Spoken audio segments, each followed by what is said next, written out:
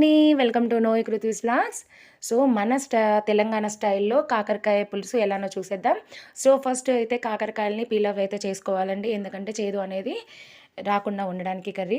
So, ఇలా peel off చేసేసుకున్న తర్వాత ఒక బౌల్‌లో వాటర్ తీసేసుకొని సాల్ట్ వేసేసి ఈ కాకరకాయలని అందులో వేసేసేయాలండి. సో, అలానే మనం కట్ చేసుకున్న ముక్కలు కూడా దాంట్లోనే ఆ వాటర్‌లో వేసేసేయాలి. అప్పుడు ఎందుకంటే మనం వంట చేసేంత వరకి అందులోనే నీళ్ళలో ఉండడం వలన మనకి చేదు అనేది రాకుండా ఉంటుంది. ఉప్పు అనేది వేయడం వలన మనకి చేదుని తగ్గిస్తుంది.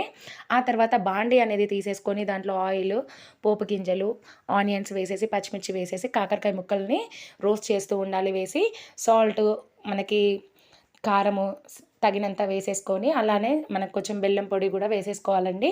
ఆ బెల్లం వేయడం వల్ల మనకి కాకరకాయ అనేది చేదు రాకుండా ఉంటుంది కర్రీ.